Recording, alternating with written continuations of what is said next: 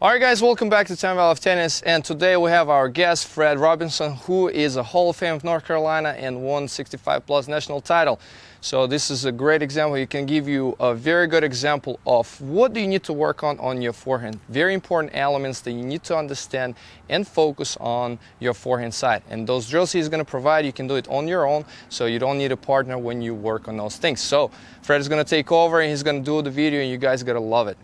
I'm Fred Robinson with Team Body Helix, and thank you again for having me with Time Value of Tennis.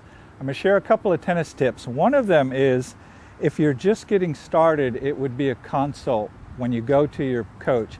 You need to decide whether you want to have an Eastern grip, a Western grip, semi-Western, and what's going to be best suited for you if you're playing singles or doubles.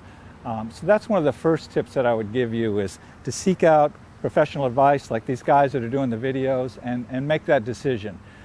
We have a lot of players that are playing with all different kinds of grips. They're using different types of spin. So I play more with an Eastern grip, sometimes a little bit to the Western, but Eastern grip. And I'll give you some ideas on the position maybe of the grip and the body position. When you're playing with an Eastern grip and you're going to hit a forehand, the reason I decided on an Eastern grip was for a variety of reasons, but here's one of the main reasons. When I'm playing, and Federer is also an Eastern grip, maybe a little bit toward the Western. When I'm playing and I'm hitting a forehand, I wanted to have, when I'm hitting, I wanted a couple of things. I wanted to be able to reach out to the ball, and I wanted to have my shoulders fairly level when I'm hitting the ball. If you watch the players, and if you choose to hit with a Western grip or go way down on the Western, you see what's happening to my shoulders. I'm tilting. That's fine, and most of the players today are using this. It was just not a choice that I made. So I'll go and I'll hit a few forehands. I'll show you the Eastern grip, and then you can take a look at that and decide whether you want the Eastern or if you want to go all the way to the Western. Coaches will help you with that. So let's talk about just some targets and some practice that you can do. I think it's important when you come out. You have a basket of balls and you can do a lot of the practice and develop your game on your own. That's important. Get some coaching. Once you get a lesson, once you get those tips from the coaches, then get out on the court and practice these things by yourself. If you're just starting and you're just beginning, one of the things that I like to teach people is how to transfer their weight into the ball when they're hitting the forehand. So a very basic move on a forehand would be for you to start just with your racket back here in a simple position. Your feet are together.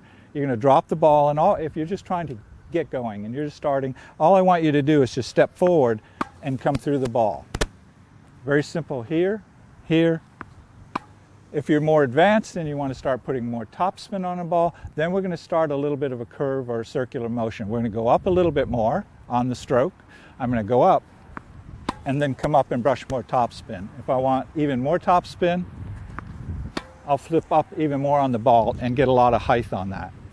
So let's talk about the follow-through. If you look at Novak, you look at Roger, you look at Rafa, they all have different follow-throughs. Some are following on this side of their head, some are following across the body.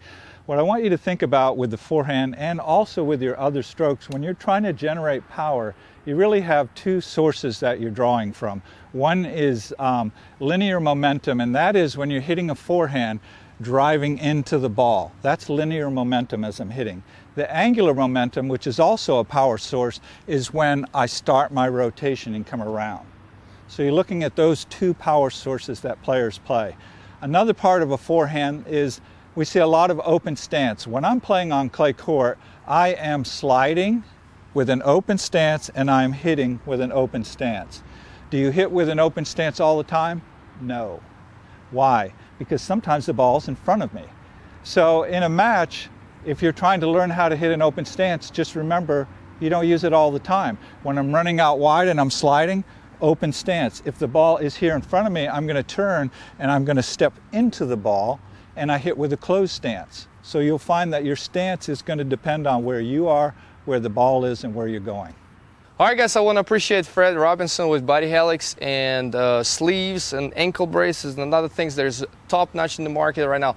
Most of sports use it besides tennis, baseball, football, professional players are using those products. You can wash them as well. I find it very interesting that a lot of things that you buy, you cannot put them in the washer and dry, but these ones, you throw them, you wash them, you take them out, and you can use them again. So you don't have that stinky thing on your arm. You can use a fresh one every time you go play tennis. So thank you so much. much. I appreciate you. Thank and you guys follow us on Instagram, and he's going to have his YouTube channel very soon, so you got to follow him as well there.